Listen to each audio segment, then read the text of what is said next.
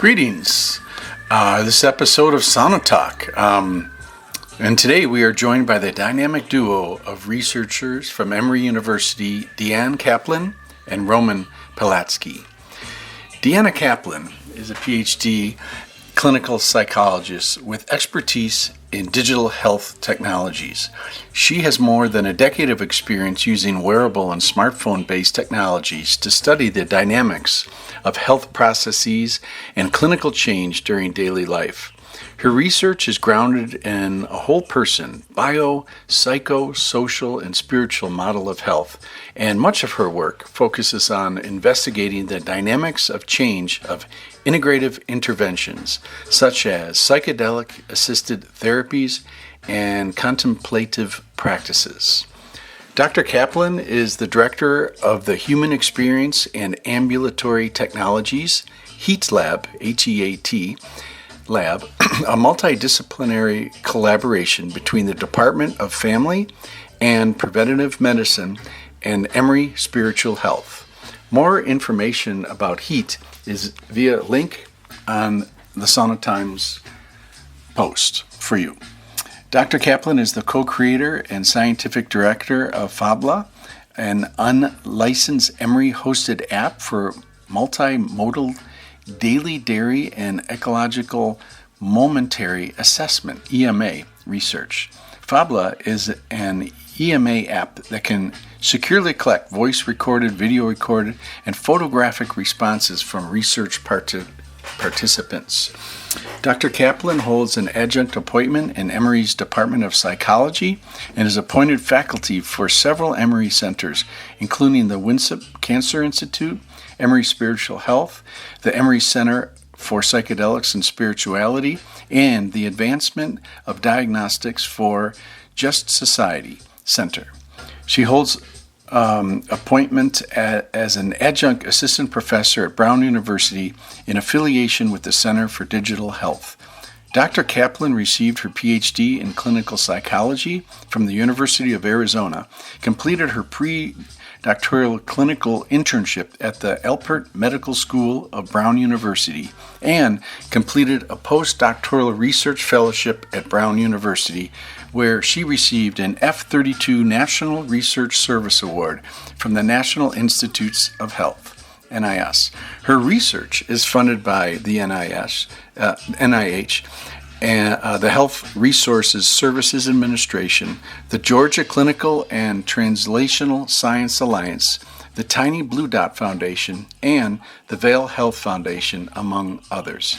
She was named as a 2025 Rising Star by Genomics Press for her work in mental health assessment innovation. And over to Roman.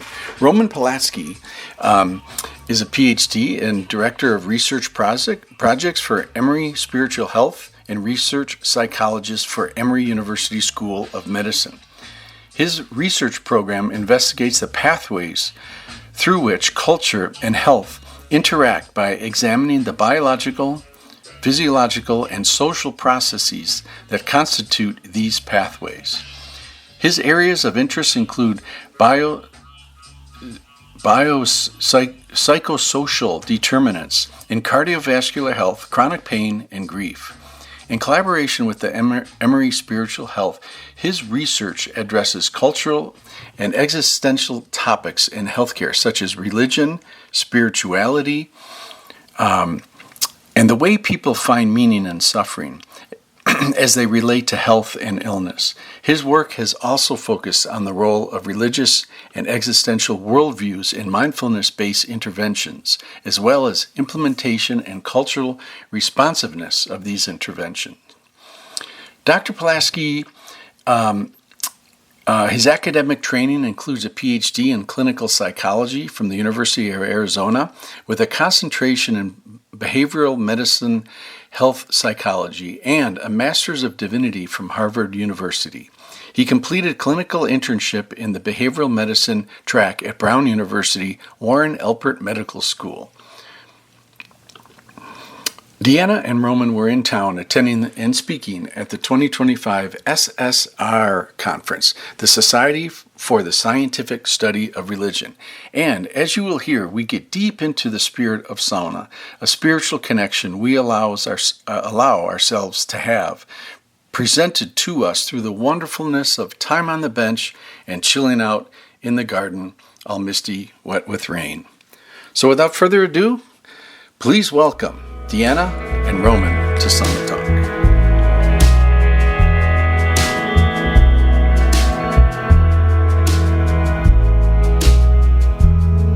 This show is brought to you by the Sauna Times Public Sauna Map. The Public Sauna Map is free for you to use and click around, and hopefully give us a suggestion as you click around. If you know of a really great public sauna that is not on the map, drop us a line right there on the website. You can share your favorite public sauna and we'll get it added in. Really awesome for me to travel around and use the map to know where to go when I'm ready for some good sauna action. So to get to the public sauna map, just go to saunatimes.com and right up at the top, sauna map.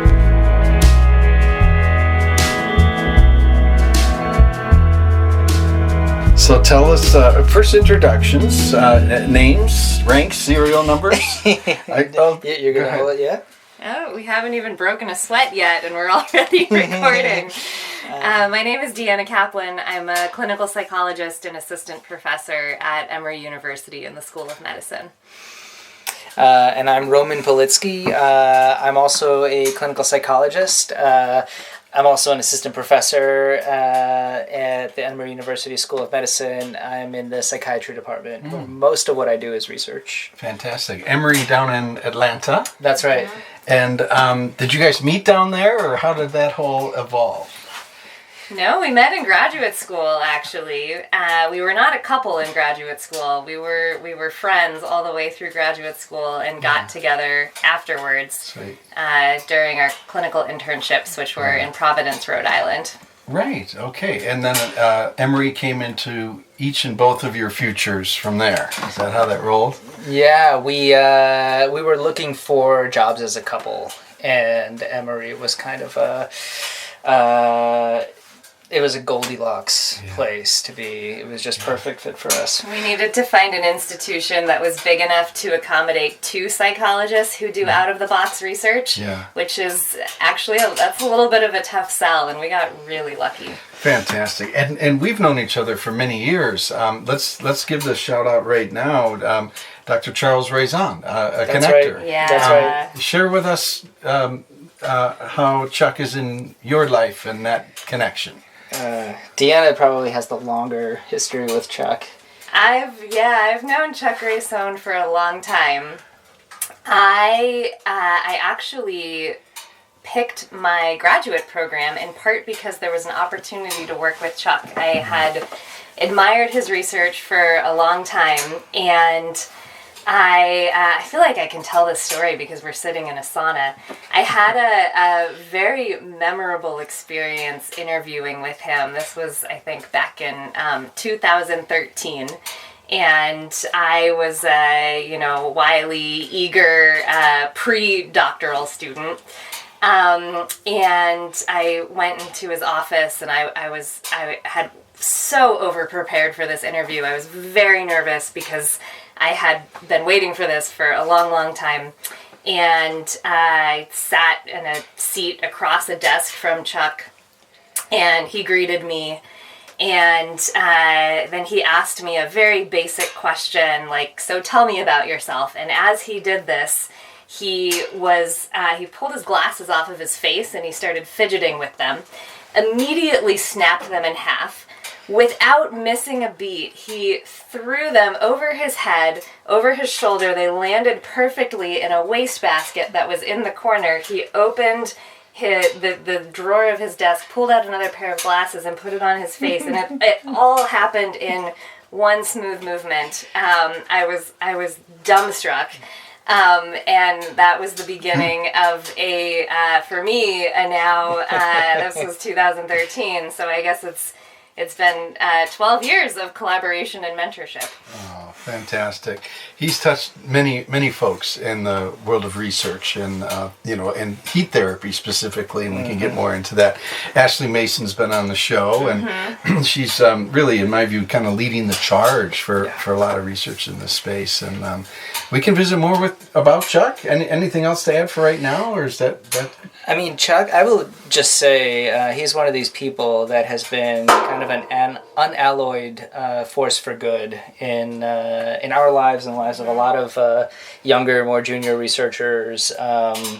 If it was not for Chuck, we would not be at Emory, and that's and he's just always doing the coolest work. It's just always such a pleasure to join him on these research adventures.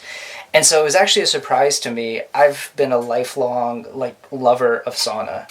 And when I found out that, of course, Chuck does heat research and its effects on mental health, of course he does. And of course he's miles ahead of everybody else. Right. Yeah. Oh, a great way to describe him. Miles ahead of everybody else. Yeah. Miles ahead and so generous to researchers who are junior to him, like ourselves. Yeah, beautiful. Yeah, I mean, I put myself in the senior camp of age, I guess I could say. We gray hairs, as we kind of turn that chapter in our lives, I don't want to speak for Chuck specifically, but another mentor in my life, Mikhail Holland, by name, author of Sweat, and just a real pioneer in the space and stuff. We gray hair soldiers, acknowledgement and recognition is kind of one of our beacons of appreciate. So as we mentor younger folks in the space, that becomes our legacy. And so I know Chuck would have more to say on that, and one day we will. Yeah, I could see us on the bench with others together. Oh yeah, which would be wonderful. So fast forward a little bit. What brings you to Minneapolis? We're sitting in the backyard, my backyard sauna here in Minneapolis, Minnesota. You guys came to town when, and what has brought you here? We came in 2 days ago? Thursday night. Yeah. We're here for a conference called the Society for the Scientific Study of Religion. And Deanna was just saying, if you're going to be a tourist at any conference, Triple SR is a good one. It is a fantastic, very broad-ranging conference. Study of religion and health and psychology and religion is something I've been doing for a long time. It's actually something I'd love to get into more later, which is just we don't see a lot of people talking about the spiritual significance of sweat and of sauna, and it's definitely been one of the rich veins in my life. Yeah. Wonderful. Yeah. Well, we can dive into that. So, how much longer are you in town for? And the conference runs until just until tomorrow. Until tomorrow. So tomorrow evening. We'll fly back home. What does it feel like to? I mean, I was a corporate person and attending conferences, and Vegas was a big town for conferences. These conference cities, and how does it feel being 5 minutes in on the sauna bench in a backyard wood-burning sauna as juxtaposition of your downtown Minneapolis hotel and a little bit of that conference vibe? This is probably an unusual answer, but for me, very normal. So the backstory is I used to hate going to conferences. I would hate the social comparison and the striving. So I had to be a good behaviorist and reinforce it for myself. So every city I would go in for a conference, I would find a sauna. And if I was in San Francisco, I'd find the sauna there. If I was in Chicago, I'd find the sauna there. So for me, going to a conference and going to a sauna are actually very closely connected. Right on. But it's such a treat to be here with you. Thanks, here brother. in a backyard sauna. Yeah. This is a different notch. It's from a public sauna. Archimedes in San Francisco is an example. As great as they are. And Deanna, as we were planning this gathering to be together with both of you, we had a fork in the road in our decision because there are some public saunas in town here, and Roman, credit to you, you said, hey man, the sauna in the backyard. it is a bit of a more chill. It's bringing us that closer to nature, I suppose, and less of a public scene, right? A public scene is great. I think there's a lot to be said for a community sauna culture. And something that I really enjoy about going to a sauna whenever I'm traveling is you get to find out what the sauna culture is in that place. And they're all a little bit different, but there's sort of a common thread. This is bizarre. I'm sorry to interrupt, but I am just on my computer right now, 20 steps from where we're sitting, working on an article for Sauna Times to speak about exactly this. Because one of the things that we're doing at Sauna Times through the Sauna Times map is creating sauna circuits, which is when you go to a town, here's a route you could take. You don't pick any one of these, and that is a galvanizing benefit with sauna travel specifically. Is people like us do things like this. You could find yourself on the bench with a complete stranger, but there is this kinship of connectivity, I guess is the cliche word of. Well, if you're sitting on a sauna bench, well, where's a good place to go hike in Minneapolis? Or is there a good health food restaurant around town? And so there's a welcome filter immediately established. It's for lack of a better way to put it, it's a mammal activity.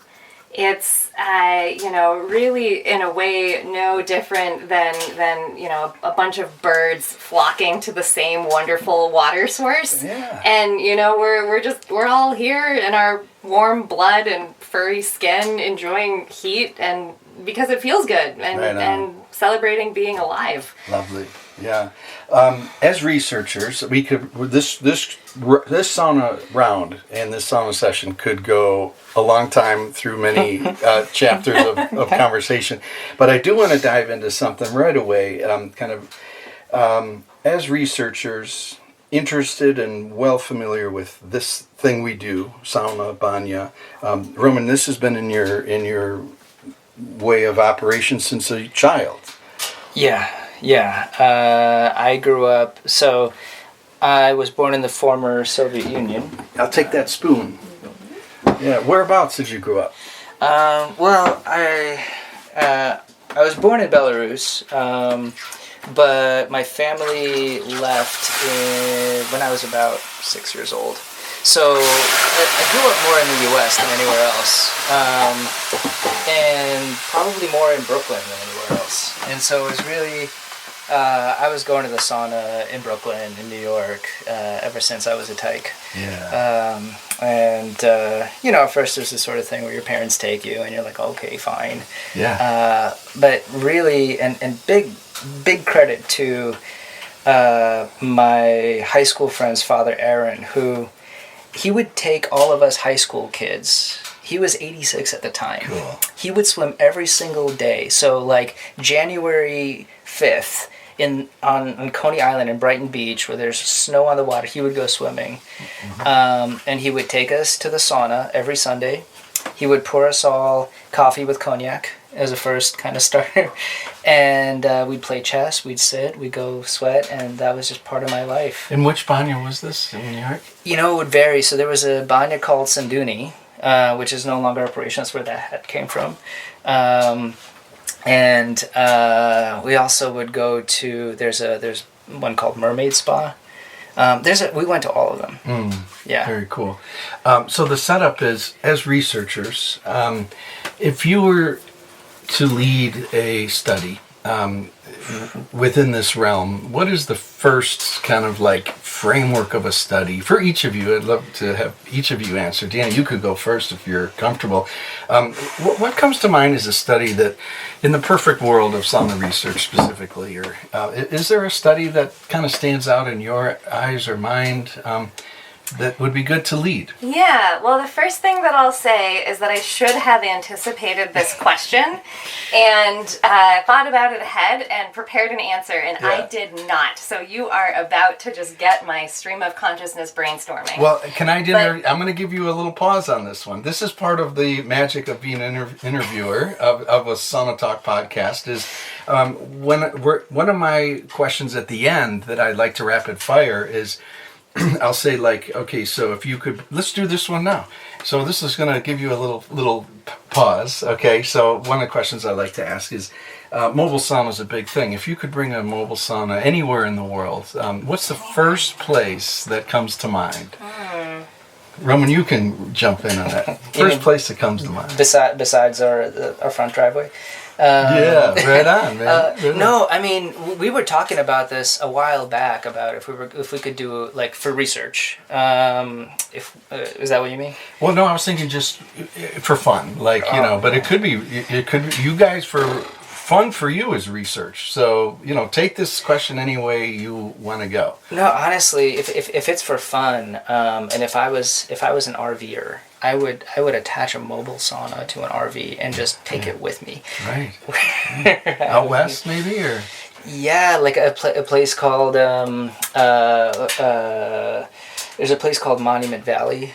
There's a place like one of these really stark landscapes. What was the Canyonlands? Canyonlands National Park. Perfect. It's a great answer. Deanna, for you? I think I would try to bring a sauna into communities where there's not a culture of self-care, or to communities of people who have been lacking in some sort of culture of self-care for a long time. It's, my researcher brain immediately wants to criticize what I'm about to say because there's a lot of, ethical issues and potential for things to go wrong. But I think about shelters for women who are escaping domestic abuse. And, can you leave a sort of safe, healing space where people can just warm up and sing songs and come back into themselves? Okay, well, that beats mine by a mile. There's no right answer to the question. The follow-up. I have to say something different. Well, hey, the follow-up to the question is, and staying with you, Deanna, so who is the first person that comes to mind that you would like to sit on the sauna bench with in this environment? Wow. In my scenario that I just raised. Yes. Anyone, dead or alive, past dead or alive? present. Oh wow. First person that comes to mind. I would love to share a sauna with Baba Yaga. Do you know this character? Keep going. Baba Yaga is a witch. She comes to us out of Slavic folklore, and she has a reputation for being a little bit mischievous. So encounters with Baba Yaga are not always positive. The thing that they do is they show you something about who you are that you don't know yet. Mm-hmm. And very seldomly does someone have an encounter with Baba Yaga and not come out seeing the world a little bit differently for it. Great. Mm-hmm. Yeah. Roman?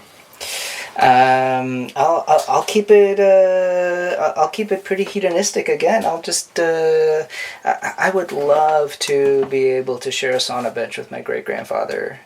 He raised me, but he died before we could really have that kind of relationship. Yeah. But yeah. Beautiful, and again, so. Part of the trick to that question is the first person that comes to mind, right? Or the first place that comes to mind, because you guys, I mean, as researchers, I don't need to tell you the value of that fresh first impression. So now we're going to swing it back to that bought you a little bit of time on the research question.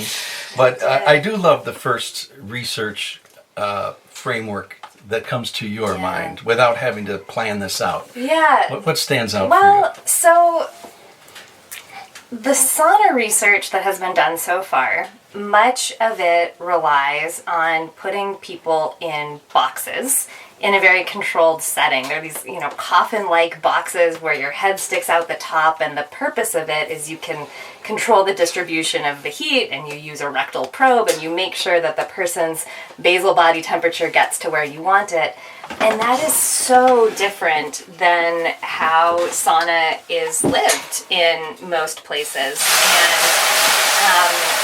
when I think about the experiences of sauna that have most enriched my own life, it's not just about the heat. It's about the conversation, and I love singing in the sauna, singing songs and the community aspect of it. And so what I would love to do is some sort of naturalistic study of sauna that gives up a lot of the types of control that you enjoy in the laboratory, and what it gives you for giving up that is the ability to also tap into the social element and the relational element of sharing a sauna space with other people.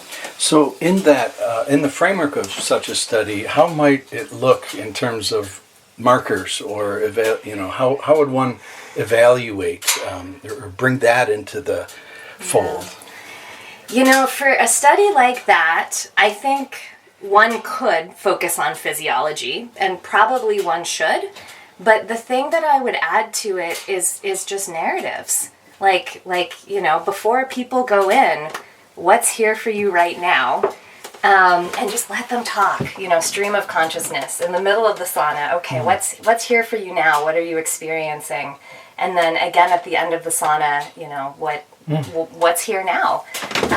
And the idea of that being that the physiology of what sauna does to our bodies, that's important to study. But there's also the phenomenology, the sort of raw experience of what happens to our usness, for lack of a better way to put it, in these spaces. Beautiful.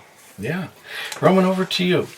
What's the first idea of sauna research, if you could lead a study with resources made available to you? What kind of framework might that look like for you? Well, you can probably see an illustration of why Deanna and I needed to find a big enough place for two people who are so similar, because a lot of my ideas lean in the same direction. I think that by reducing to biomarkers, we actually leave out a lot of what people find most meaningful about sauna. So I really like the biopsychosocial approach, and I would add that there's a biopsychosocial spiritual dimension to what happens when people sweat together. Yeah. How could you set up an environment, like an intention with sauna bathers, so that they could tap some of the spiritual elements of this practice that you feel and recognize? I don't even know if you have to prime them.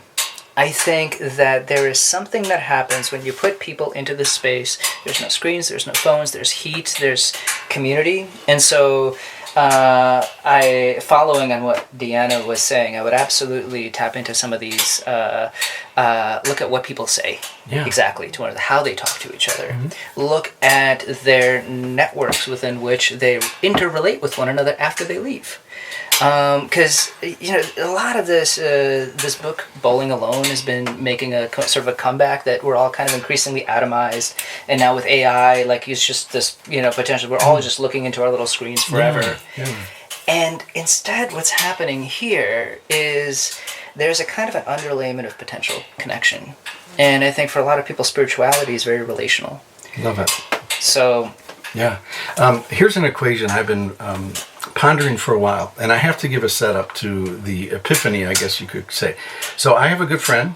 His name is Nick Fox. He's been on the podcast. He came up to visit me at our island cabin, where the air is pure and the separation of a lot of what you're talking about is there. We do have high-speed internet, don't get me wrong, but reaching for the cell phone is about fifth on the list of 4 really great things to do at any given moment. So he came up a little while ago, and he had been studying a lot of the marketing, quote unquote, of these sauna businesses all over.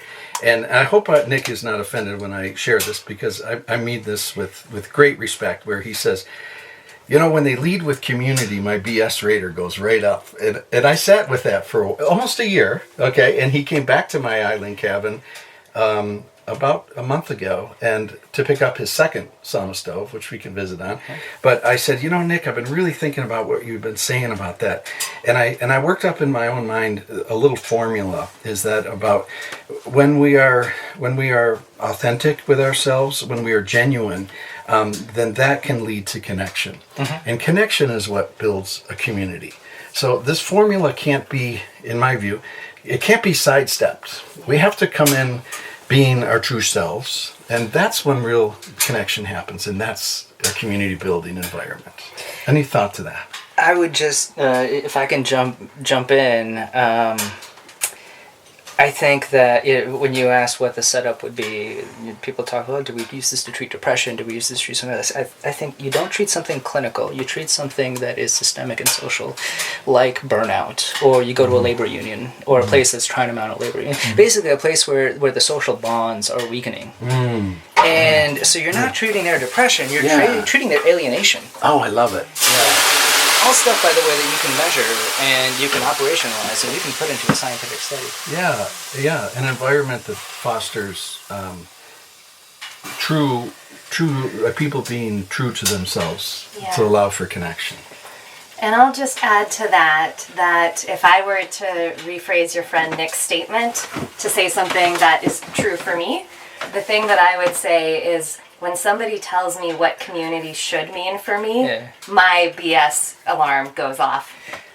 Yeah. I think it does not work to prescribe that for people. It needs to be self-directed, and it needs to be what feels good to you. And all of our social barometers are set a little bit differently. Yeah, thank you.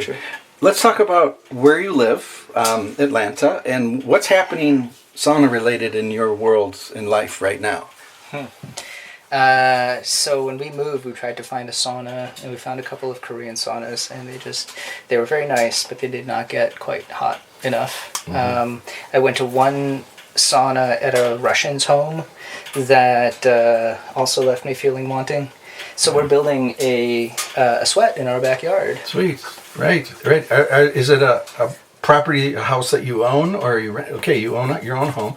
And by the way, how would you relate to the microclimate, the vibe we're sitting in right now? And again, any constructive critique? You grew up with, Roman, you specifically, you grew up with it. How you feeling in here, and what do you think? It's marvelous. Yeah, I think going to somebody's home sauna is, I think it's a real act of welcoming and generosity, and you get to see a little slice of that person's life. Performance-wise, how's the sweat for you? Oh. How's heat, steam, and ventilation? It's perfect.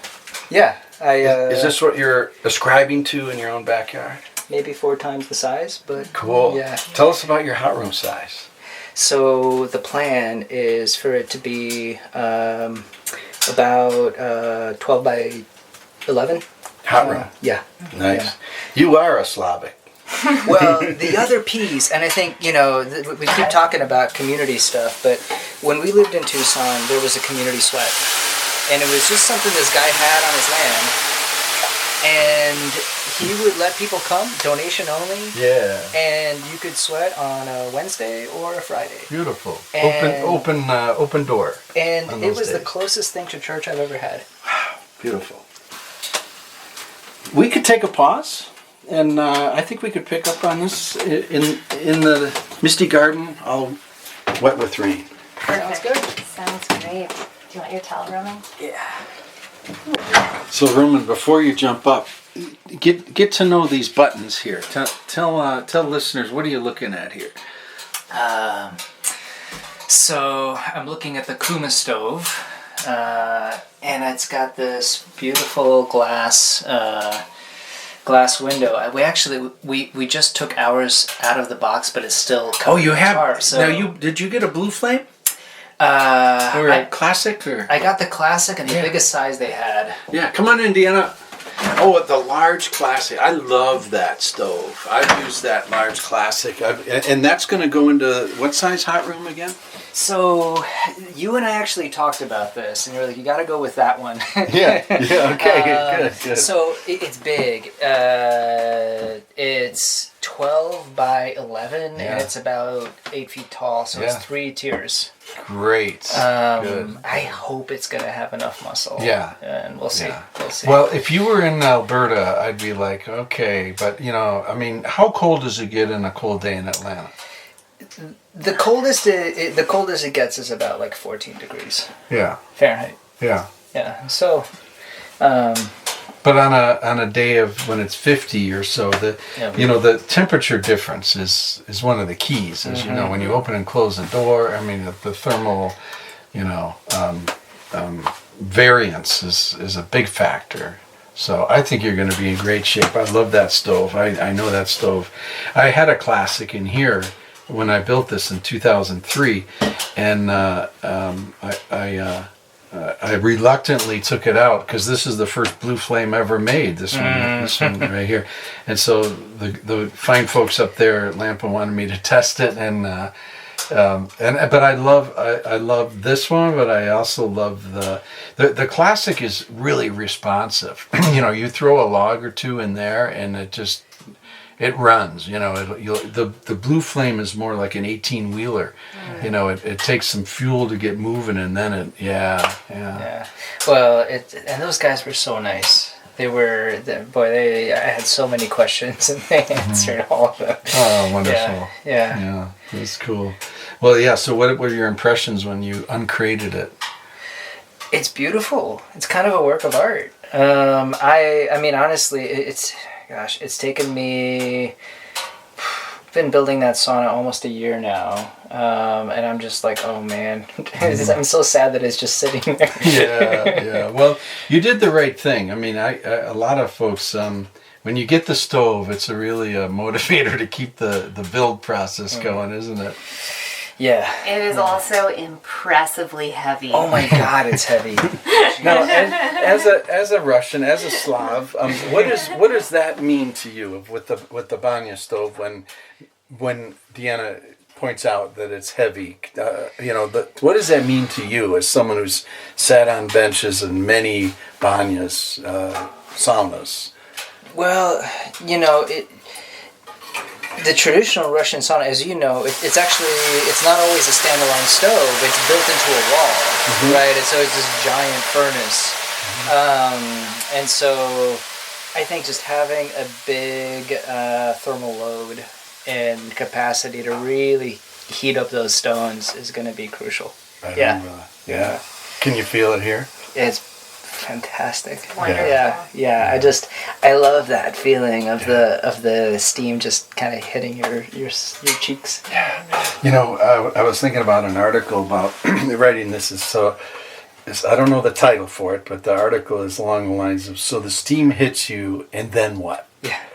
And as a nut, someone who loves this thing, where we are, I noticed this. Sometimes if you're in a sauna and you throw water on the rocks, the steam hits you, and it'll fade quick, and it comes and goes. Yeah. I don't know how to describe it more, but when the kind of steam I love is when it hits. Then it stays. Yeah. And this, I think, is what really differentiates a good sauna. So, my favorite sauna in the States so far that I've seen is Archimedes. And that place, they get it hot, and it doesn't really vacillate. Yeah. And it's got this really warm, of course, but it kind of holds you. Holds you in. Very womb-like. Yeah. Explaining this it's a very personal thing. I mean, and a lot of it could be of the kind of heat you grew up with, too.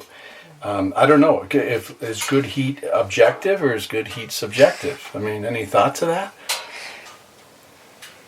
I would guess it's subjective. I think there's a lot to, it's what you grew up with, just in the same way that people like the mac and cheese that they grew up with. But I guess, I'm also just thinking about the fact that, I don't know that I personally have a favorite.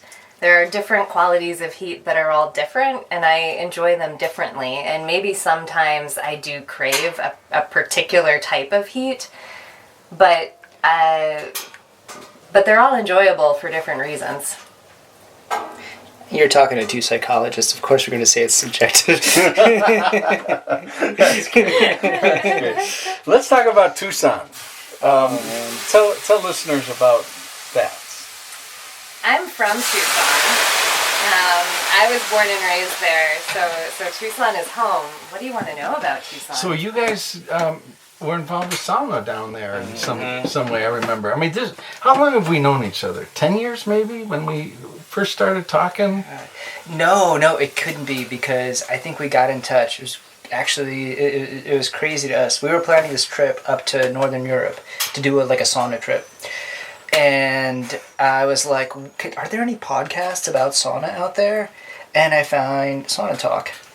And I'm scrolling through the episode, I'm like, this is going to be good. And I see this name, Colin Escott, who, in grad school, this guy was down the hall from me. Oh, crazy. That's and right. so I reached out to him, I was like, you do sauna things? And he put us in touch. And then the Chuck connection came out, and the Ashley Mason connection came out. She also did her PhD in the same place. Something about Tucson as an incubator of sauna people. Chuck, too. He was there for a while. Yeah, Might have something to do with the ambient temperature. Hard to say. Yeah. Like it hot. Yeah, right. Wow, what a small world. So you were both there in Tucson, right? And what years was that? Deanna is from there. I'm from Tucson. Graduate school for both of us was, 2014 to 2019? Yeah. Cool. Yeah. Okay, so a good chunk of time. Yeah. And was sauna happening for you there? And if so, explain some of that. So when I came to Tucson, I got to know two pretty different sauna communities. One was there is the local indigenous sweat community. And when I think about like a sweat, that is like, people talk about like some religious communities being high church and low church. So that's high church to me. It's very very observant, very strict, very obviously respectful, ceremonial, and there's rules, right? Like you go into the inipi and you don't leave until everybody leaves. Until the shaman or the lead person is done with the ceremony. And that's a few hours. Yeah. And you're just sitting there and cooking, right? And sort of singing songs and kind of doing the...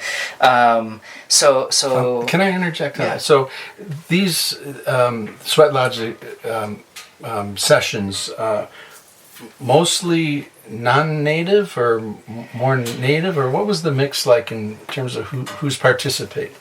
Deanna's been to one or two of these too. My sense was there were native sweats.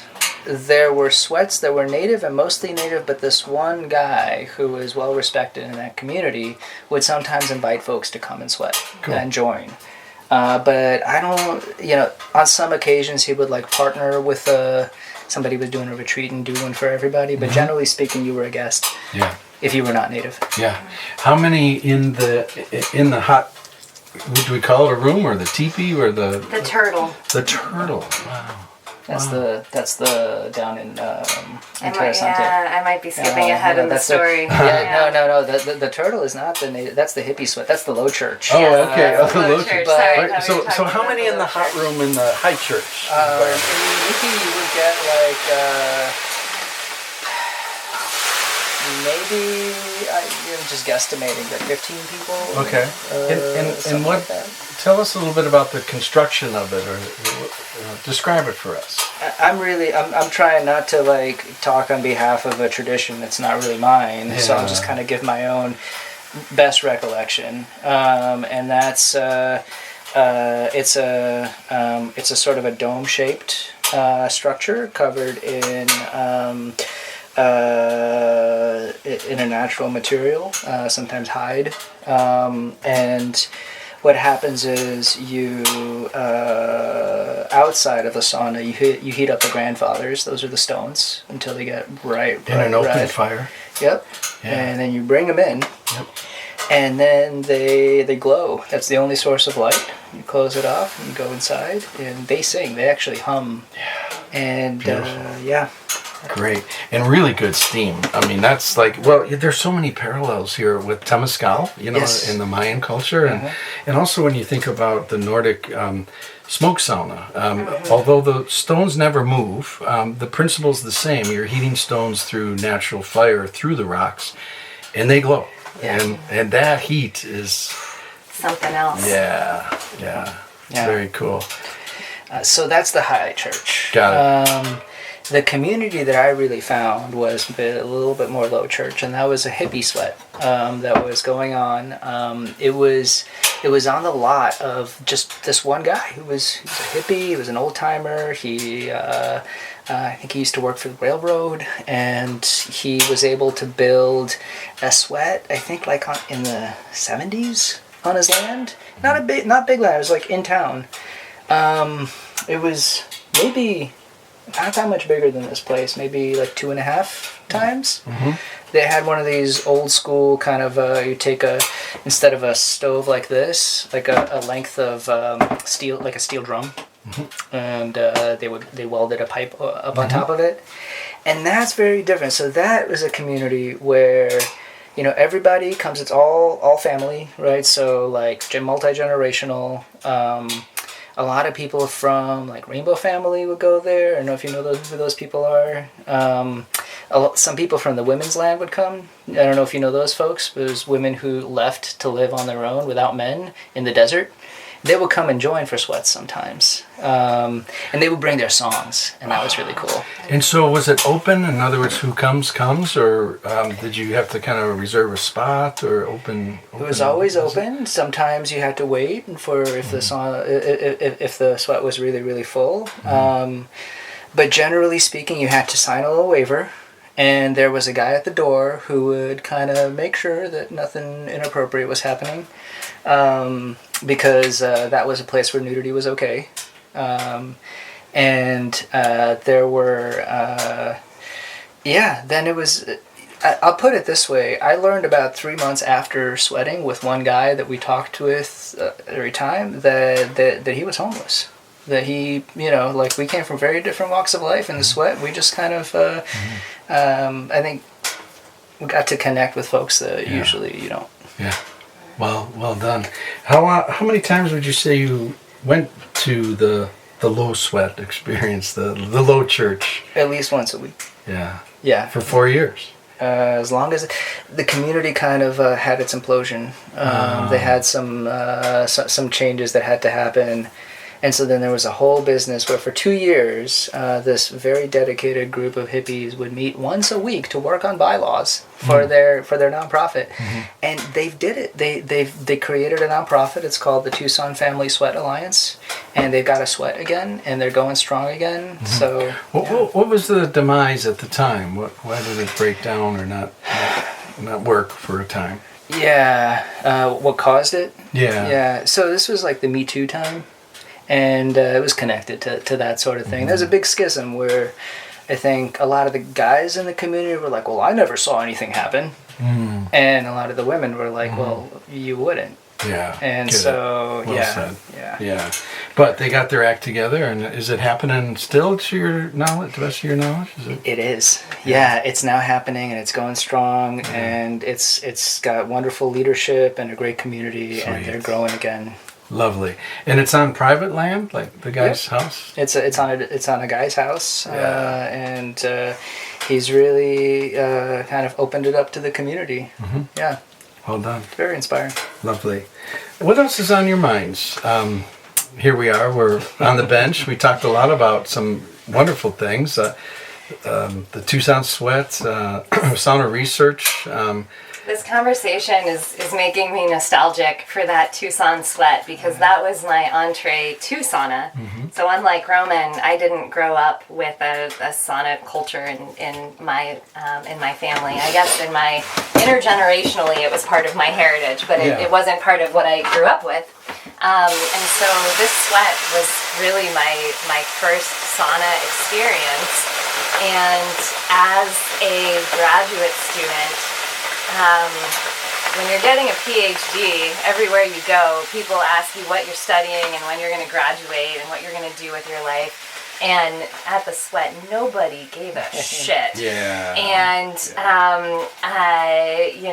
it was, hello, how's your week? Yeah. Maybe, what do you care about? Oh, yeah. Certainly never... What are you doing? What are you striving for? Where are you trying to get? Yeah. None of that at all. Yeah.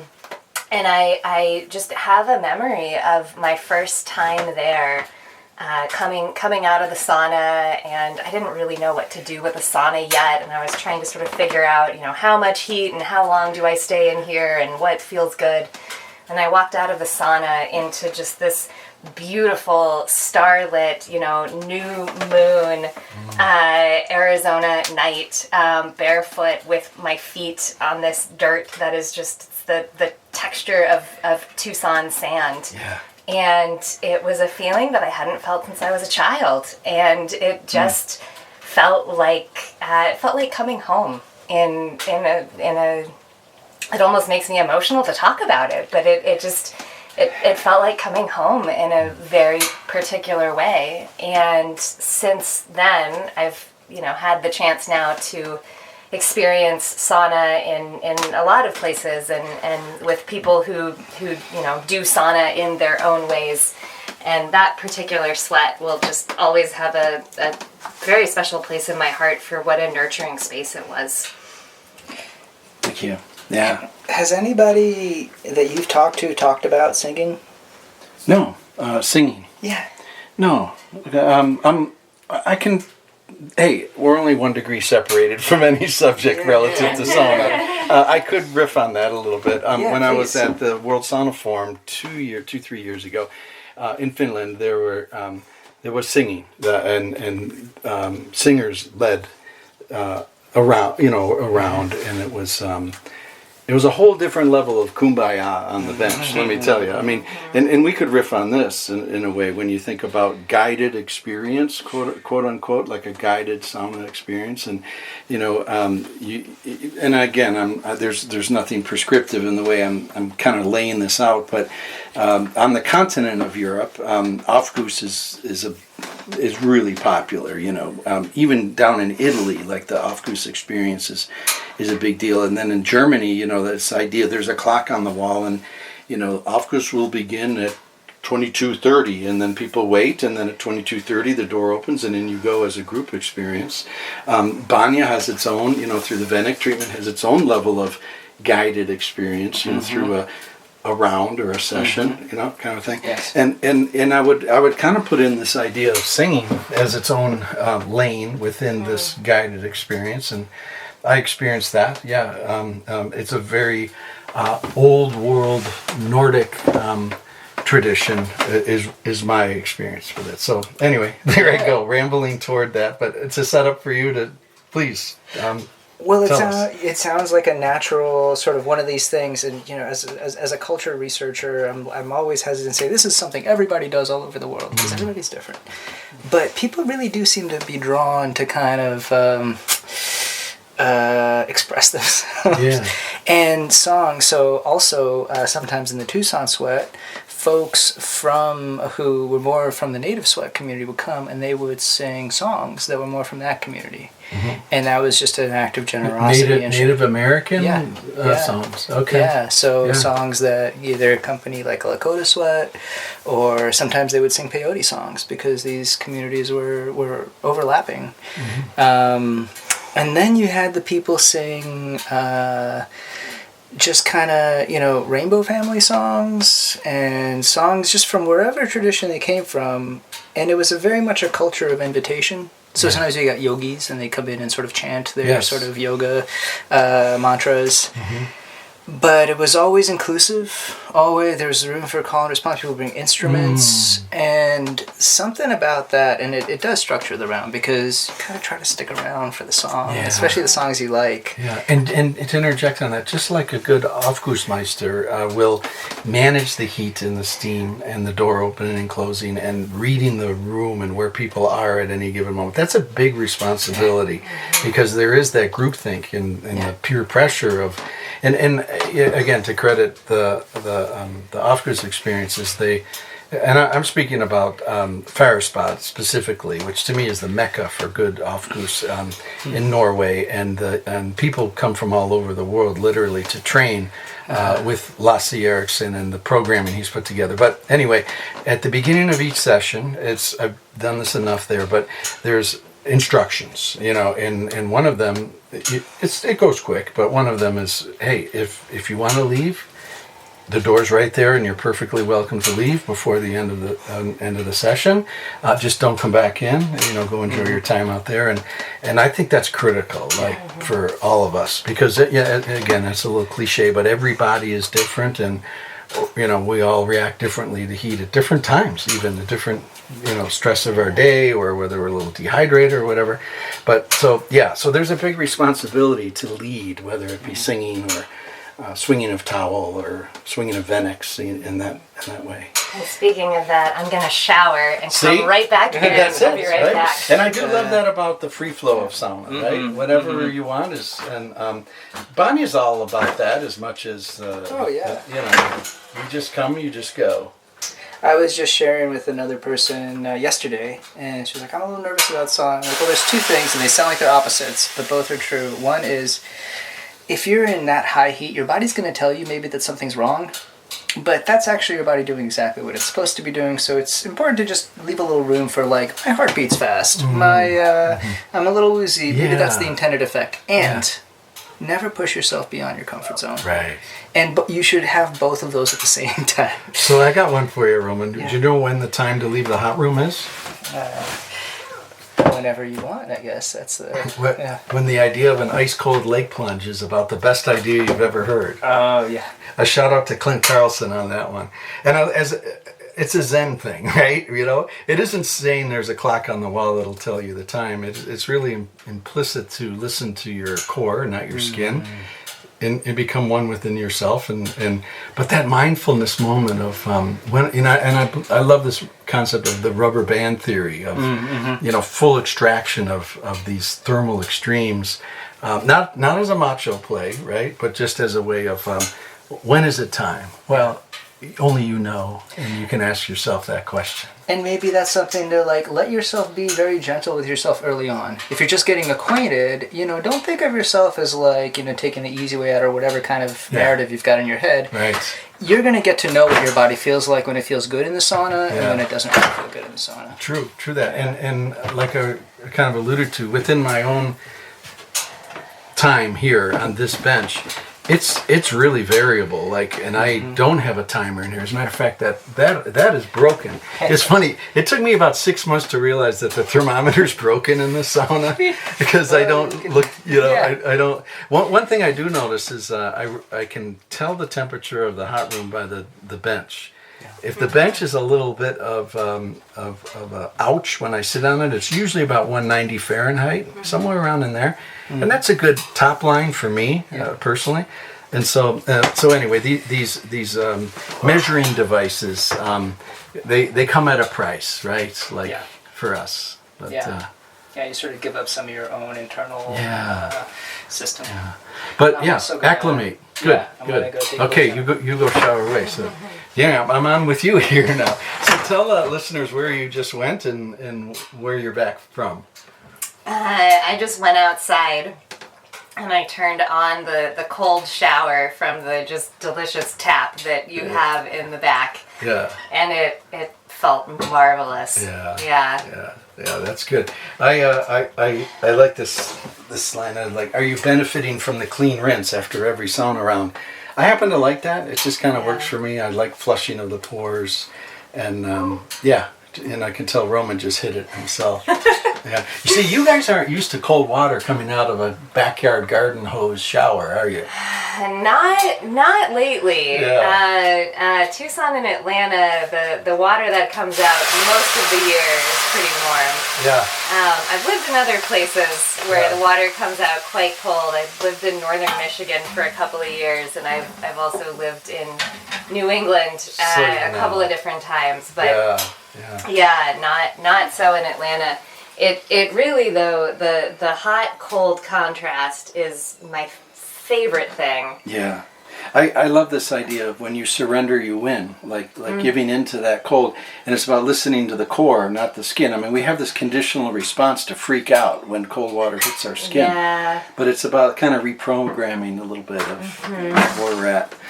I also, this is something we can't do in Atlanta, but coming out of a sauna and rolling around in the snow is you had that going on in Coney Island, I'm sure, and going into the sea. You know, that the salt water can be colder than fresh water before it solidifies. Were you part of any of that growing up, Roman? On the good days when we could do it, but usually most of the saunas in New York, they're not on the water, so you don't get to you don't get to have that. We got to have it on the Baltic Sea in Estonia. Yeah. There's a little sauna there that's just a box, no electricity, no facilities. One wall is a window that looks out onto the water. Remember where there's ice floating on the sea. Yeah. You just leave and go right in the water. That's beautiful. Tell us about one of your favorite. I'll let you hold this for a moment here, and you two can both riff on this. Tell us about one of your favorite movies about sauna, and what it means to you, and maybe if we could bring in some of this idea of the spirit. Yeah. Okay. I think the only sauna movie that I know is the Smoke Sauna Sisterhood. Are there other movies? Michael Allen's Sweat comes to mind, and Unfortunately, the other movie that Steam of features Life. Yeah. a sauna is what's the Eastern Promises with a really scary sauna scene. But this one is so Glenn just stepped out of the sauna, and I don't know if we should keep talking and wait for him or not. I think he intended for us to keep talking. All right, let's riff on it. He also gave us a nice ladle full of heat just before leaving. Beautiful. Smoke Sauna Sisterhood, just a wonderful movie about a sauna in Estonia, and it's a documentary, or documentary style. No, it's a real documentary. It's a documentary. It's a documentary, and it follows a group of women for an entire year of their regular sauna time together. And so what you get in this movie is a window into the lives and internal worlds of each of these women through the lens of what comes out in the environment of a sauna. Yeah, it's I think for me watching this movie, first it's just beautifully shot and beautifully told, and the narratives of these women and kind of how they come out and what the sauna is for them is just really strikingly portrayed. But something that it really brought out to me was the sauna tradition that I grew up in, the Russian banya. It's not that far from Estonia, and my experience of the Russian banya is, there's TVs and people are like sitting around drinking beer and kind of, it's a very like sort of a macho and very, very secular space. And in this Estonian sauna, it felt like I was getting a glimpse of what Russian banya could have been like before Soviet times, when it was much more maybe traditional and much more spiritual before the kind of the secularization of the Soviets.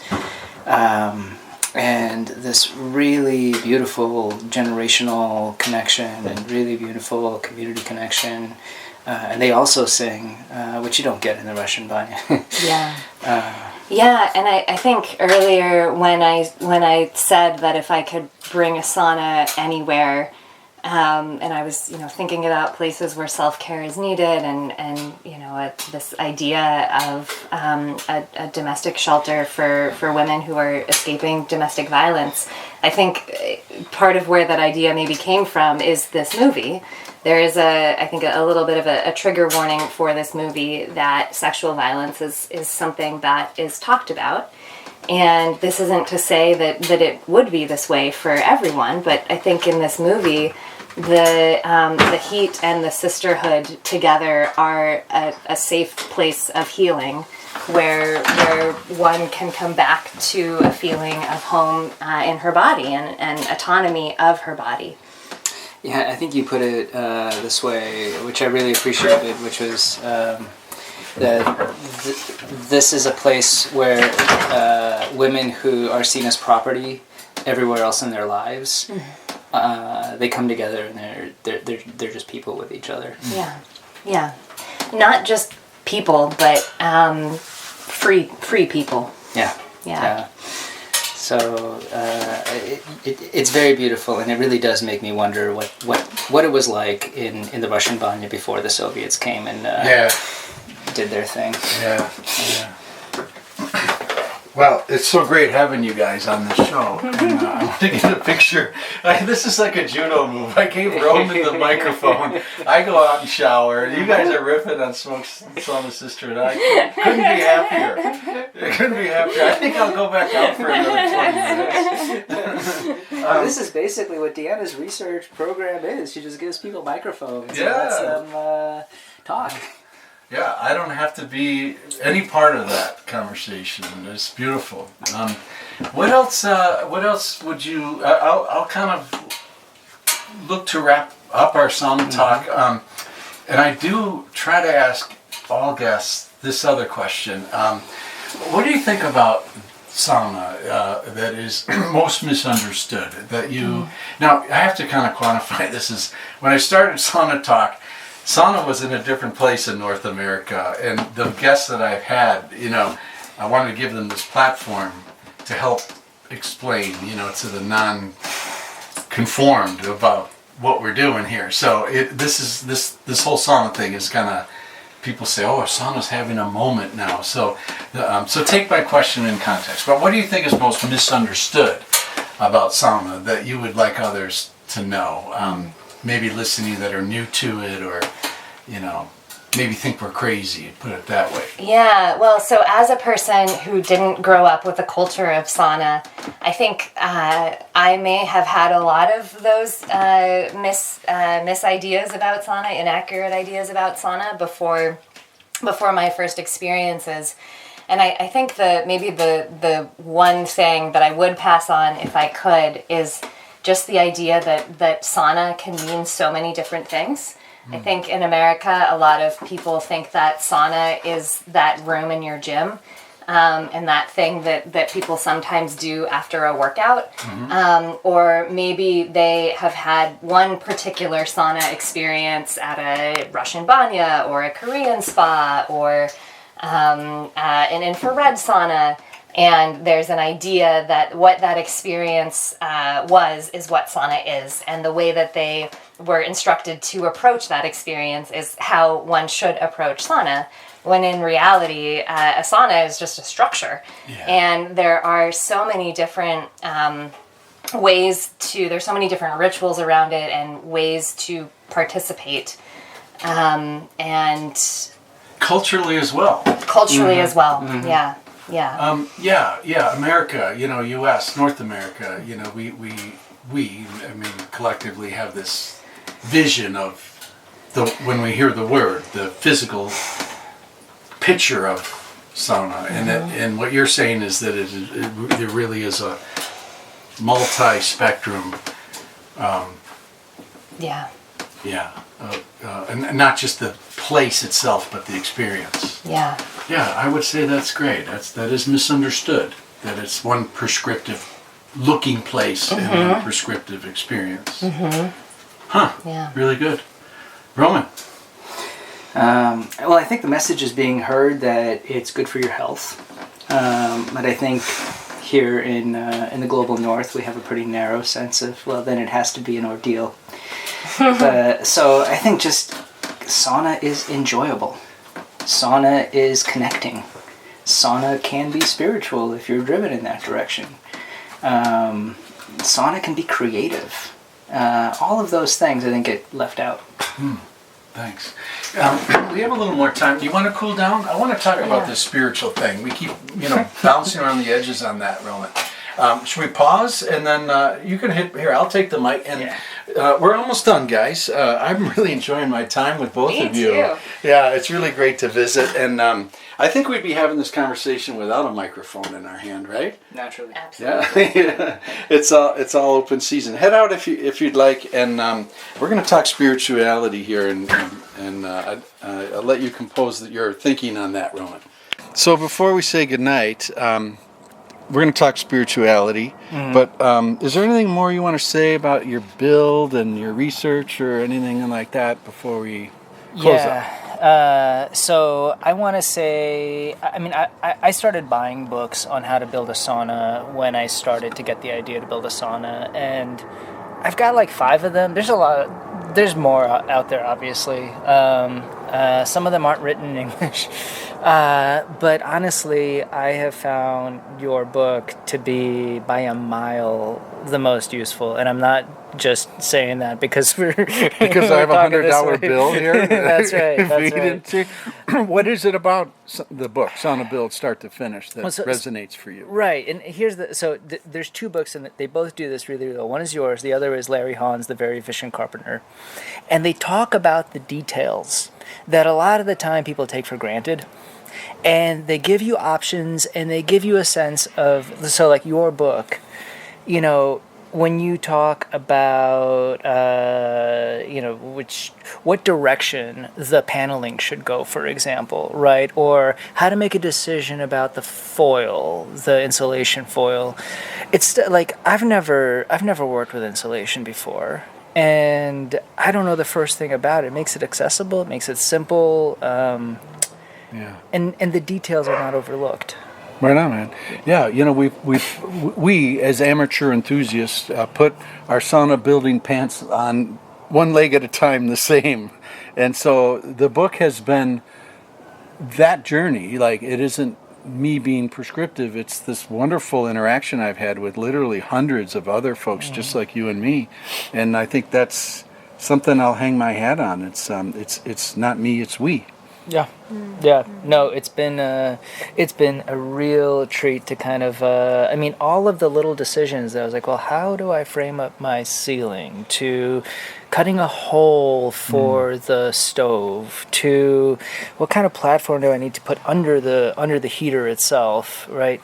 All of that stuff tends to be overlooked in the other books. Mm-hmm. They get very theoretical. Yeah. Life's too short for a lot of that. Yeah. A lot of theory. Okay, one more topic. Shall we? Yeah, man. Let's do it on the bench. What's your background with religion and spirituality, and how does it relate to where we're sitting right this moment on the bench? How's that for teeing up a question? Yeah. And have you noticed we haven't opened the firebox in however many rounds we've been? Yeah. And that's what you're in store for, my friend. Oh, that's great. Yeah. So, before I became a psychologist, I got an MDiv. So I have a master's in divinity. And that was really because I wanted to study the psychology of religion and spirituality, and I really wanted to go to understand what the different facets of religious life first. So I'm a Jewish kid who went to a divinity school. You know, like it was very academic, but and a lot of my. Sorry, did you see Meet the Parents? Yes, Remember I did. that? Yeah. That great line in there. Well, Jewish. Jesus was Jewish. Yeah, that's right. Yeah. I believe you call it a hopa. When he was trying to be that was Owen Wilson. Yeah. Remember that great scene in there? Oh yeah. I do remember that. One time I was in the mountains in India, and I met this very nice family of missionaries, and I don't think they'd really met many Jews, and they were like, "So you're Jewish? Tell me, what's it like to be chosen?" I don't know how to answer that question. I think everybody's chosen. Oh, that's great. Yeah. So, as a researcher and also as a clinician, I think spirituality is incredibly important. And as a researcher who navigates medical spaces, I think people kind of try to stay away. They're like, "Oh, that's the sort of weird, non-scientific." We forget that most of the world overwhelmingly is religious and spiritual. And that it really matters for people. That these are things that hold communities together. I'm not saying it's better to be religious. Certainly not for everybody. But so a lot of what I've done as a scientist and as a researcher is look at the different facets of religion and spirituality and how they relate to health, how they relate to psychology, both the good and the bad. I think it gives with one hand and takes with the other. So for sauna, I think there's a couple things, and we were talking about research. There is basically no research on this. And I think that's a real shame. In the psychology of religion, people talk about this kind of secular spirituality, right? That like you can have spirituality outside of religious communities and inside of them. And especially for those people who are kind of out and adrift. And, you know, it doesn't mean that they don't have a spiritual sensibility. And that's what we're seeing in a lot of like this meditation resurgence in the psychedelic world, where people are kind of finding that they have spiritual questions, spiritual needs, right? They don't necessarily want to find them in a church. How could you set up an environment like that within sauna that fosters it? I mean, is it a conversation? Is it an environment? Is it leading a conversation toward more spirituality and on the bench, or? I think it's already there. And so one is, I think a lot of communities that do sauna already have their own spirituality and their own kind of sensibility around this stuff. You just have to, I think, you be receptive. There's two ways of thinking about this. One is like, how do you do this socially? And that's the sort of the community, the fellowship, the things like ritual, right?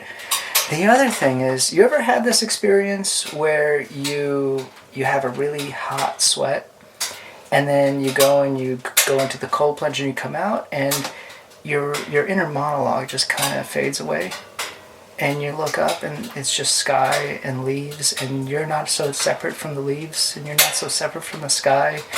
And you know you're temporary, but this little moment of temporariness right here, right now is perfect. Yeah.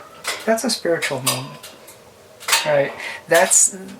And I think those moments, sauna gives you access to that without a drug, without coercion, without you don't have to give half your paycheck, you know. And so there's this intrinsic piece too, where you can have your own experience. And then what you do with that, I think, is up to you. Thanks for being a part. I really enjoyed the visit with you guys. Thanks for having us. This is such a treat. Yeah. Where can people find you? Like, if someone listening wants to get a hold of you guys. Well, we both work at Emory University, and we each direct a research lab there. My lab is the Human Experience and Ambulatory Technologies Lab, or the HEAT Lab. Now that I'm thinking about it, my lab really should be studying sauna. We're not right now. Yes.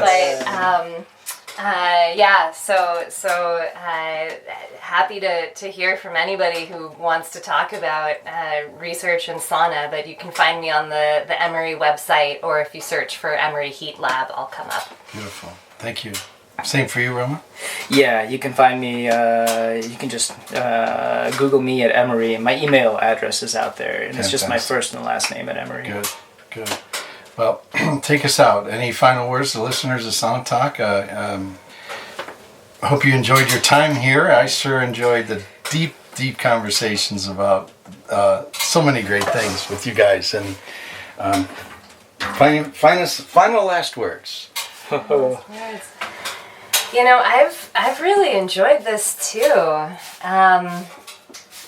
I guess the maybe just the last thing that I'll say is really just going to be a plug for more research in this space, and research that hits on the things that we've talked about: social experience, spirituality, connectedness. Things that aren't just about biological processes.